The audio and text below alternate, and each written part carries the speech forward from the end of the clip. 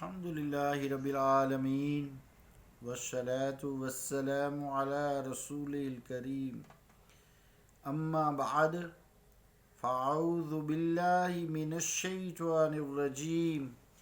بسم اللہ الرحمن الرحیم وعن عمر بن العاص قال ارسل الی رسول اللہ صلی اللہ علیہ وسلم ان اجمع علیک سلاحک وثیابک ثم آتینی قال فأتيته وهو يتوضأ فقال يا عمرو إني أرسلت إليك لأبعثك في وجه يسلمك الله ويغنمك ويزعب لك رغبة من المال فقلت يا رسول الله ما كانت هجرتي للمال وما كانت إلا لله ولرسوله قال نعم بالمال الصالح للرجل الصالح رواہ فی شرح السنہ وروا احمد نحوہ وفی روایاته قال نعم المال الصالح للرجل الصالح صدق اللہ و صدق الرسول الکریم۔ عزیزان گرامی قدر، السلام علیکم ورحمۃ اللہ وبرکاتہ۔ حدیث پاک کا ترجمہ یوں ہے، روایت حضرت عمر بن العاص سے فرماتے ہیں کہ مجھے رسول اللہ صلی اللہ علیہ وسلم نے پیغام بھیجا کہ اپنے ہتھیار اور اپنے کپڑے پہن لو، پھر میرے پاس آؤ۔ فرماتے ہیں کہ میں حضور علیہ الصلوۃ والسلام کے پاس حاضر ہوا حالانکہ آپ وضو فرما رہے تھے، تو فرمایا اے عمر، میں نے تمہیں اس لیے پیغام بھیجا تاکہ تمہیں ایک کام میں بھیجوں، تمہیں خدا تعالی سلامت لوٹائے گا اور غنیمت دے گا، اور ہم تم کو کچھ مال بھی عطا فرمائیں گے۔ تو میں نے عرض کیا یا رسول اللہ، میری ہجرت مال کے لیے نہ تھی، وہ تو صرف اللہ اور رسول کے لیے تھی۔ فرمایا نیک آدمی کے لیے اچھا مال بہت ہی اچھا ہے۔ اسے شرح سنہ میں روایت کیا اور احمد نے اس کی مثل روایت کی، اور ان کی روایت میں یوں ہے کہ اچھا مال نیک آدمی کے لیے اچھا ہے،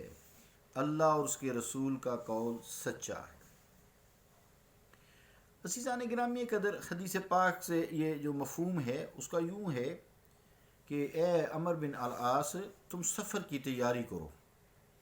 ہتھیار بھی سجا لو، کیونکہ اس زمانے میں ہتھیار کے بغیر چلنا انتہائی خطرناک ہوا کرتا تھا،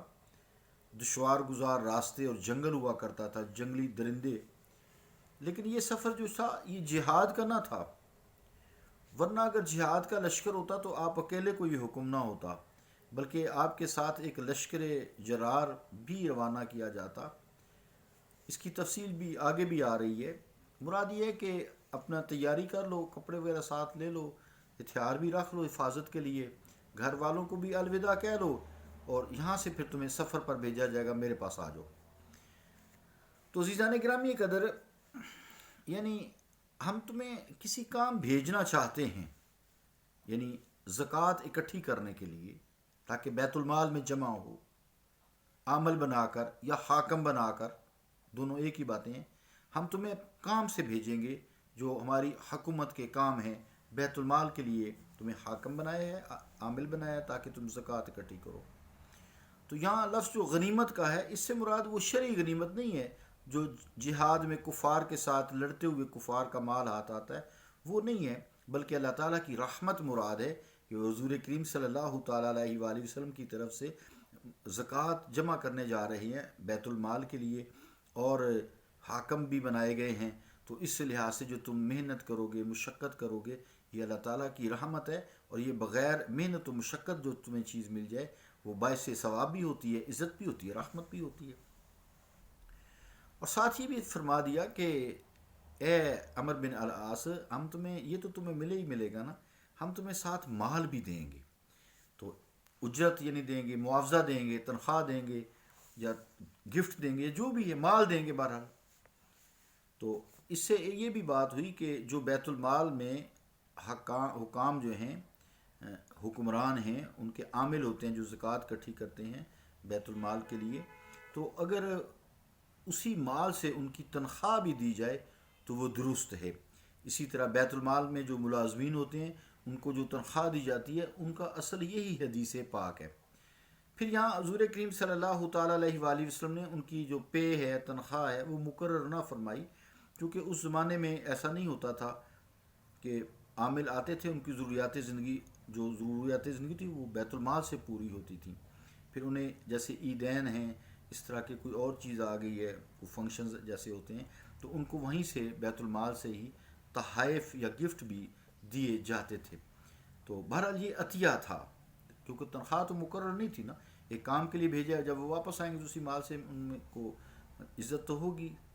عزت و تکریم تو ہوگی، ساتھ ان کو مال بھی دیا جائے گا۔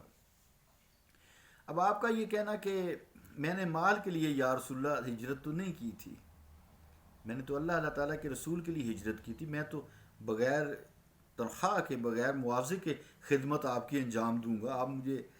میرے لیے تو یہ نصیب ہے، نصیب کھل گیا ہے۔ تو میرا اسلام لانا ہجرت کے لیے نہ تھا، عہدہ حاصل کرنے کے لیے نہ تھا، تنخواہ لینے کے لیے نہیں تھا۔ سبحان اللہ، یہ اخلاص ہے صحابہ کرام کا۔ حضرت عمر بن العاص کا دیکھیں، تقویٰ دیکھیں۔ تو حضرت عمر بن العاص جو ہیں 5 ہجری میں حبشہ سے مدینہ منورہ حضرت خالد بن ولید کے ساتھ حاضر ہوئے تھے، بیعت کرنے کے لیے بارگاہ اقدس میں بیٹھے تھے۔ تو حضور نے اپنا ہاتھ آگے بڑھایا، تو ہاتھ بڑھایا تو انہوں نے اپنا ہاتھ پیچھے کھینچ لیا۔ حضور صلی اللہ علیہ وسلم نے بیعت کے لیے ہاتھ بڑھایا تو انہوں نے اپنا ہاتھ پیچھے کھینچ لیا۔ تو آپ نے فرمایا بھئی یہ عمر، یہ کیا تمہیں خبر نہیں، کیوں ایسا کیا ہے؟ تو فرمایا کہ میں یا رسول اللہ اس شرط پر بیعت کروں گا کہ آپ میرے لیے میرے پچھلے گناہوں کی جو مغفرت ہے اس کے لیے دعا کریں، تاکہ اللہ تعالیٰ میرے پچھلے گناہ معاف فرما دے۔ تو آپ صلی اللہ علیہ وآلہ وسلم نے فرمایا کہ اے عمر، تمہیں کیا یہ خبر نہیں ہے کہ جب کوئی شخص دین اسلام کو قبول کر لیتا ہے، ایمان لے آتا ہے، تو اللہ تعالیٰ اس کے پچھلے گناہوں کو مٹا دیتا ہے، پھر ہجرت سارے گناہوں کو مٹا دیتی ہے۔ تو تمہاری تو ہجرت نے بھی تمہارے گناہ مٹا دیے ہیں، اور تمہارے ایمان لانے نے بھی تمہارے پچھلے گناہ معاف دیے ہیں، لو میرے سامنے ہاتھ لو، میں تمہیں بیعت کرتا ہوں۔ سبحان اللہ۔ تو حضور کریم صلی اللہ تعالیٰ علیہ وآلہ وسلم فرمایا کرتے تھے کہ دوسرے لوگ تو اسلام لائے نا، تو مگر عمر بن العاص ایمان بھی لائے اور ہجرت بھی کی۔ دوسری روایت میں ہے کہ عمر صالحین قریش میں سے ہیں۔ اب عزیزان گرامی قدر، اس حدیث پاک سے چند ایک مسئلے میں معلوم ہوتے ہیں۔ ایک تو یہ کہ حضور علیہ الصلوۃ والسلام کا نام لینے سے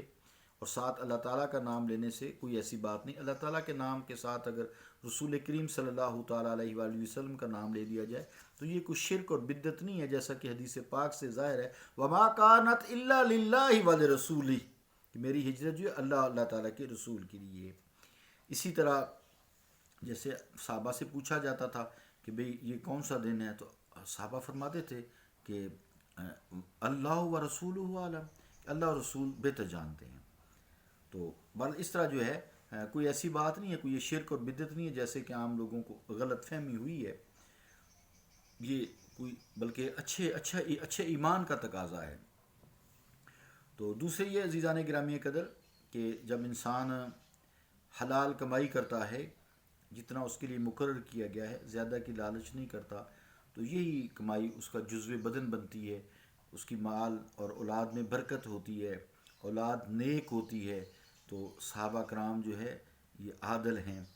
رسول کریم صلی اللہ تعالیٰ علیہ وآلہ وسلم نوازتے تھے تو یہ اتنے ہی لیتے تھے، زیادہ نہیں لیتے تھے، نہ ان کے دل میں کوئی حرص لالچ ہوا کرتا تھا۔ تو حلال کمائی کرو، حلال کمائی میں بھلائی ہے، حلال کمائی سے بھلائی کے کاموں میں خرچ کرو، برائی کے کاموں میں نہ خرچ کرو۔ اللہ رب العالمین سب کو نصیب فرمائے۔ جب کوئی چیز جیسے خراب پٹرول ہے نا، تو کسی گاڑی میں یا انجن میں ڈلوا دیا جائے تو وہ خراب ہو جاتا ہے۔ اسی طرح عزیزان گرامی قدر یہ بات یاد رکھیں، حرام کمائی ناجائز ذرائع سے جسے دین اسلام نے منع فرمایا ہے، جب ہمارے پیٹوں میں جاتی ہے تو ہمارے جسم کا جزو بدن بن جاتی ہے، پھر وہ جدھر جدھر جاتی ہے فساد کرتی ہے، ہر چیز کو خراب کرتی ہے، ہر چیز کو گناہ پہ اکساتی ہے۔ مختصر یہ اللہ رب العالمین ہم پہ رحم فرمائے، ہمارے گناہوں کو بخشے اور آئندہ گناہ نہ کرنے کی توفیق عطا فرمائے، شیطان کی چالوں اور جالوں سے بچائے۔ صلی اللہ تعالیٰ علی رسول خیر خلقہ محمد وعلی آلہ وصحابہ اجمعین برحمتک یا ارحم الراحمین۔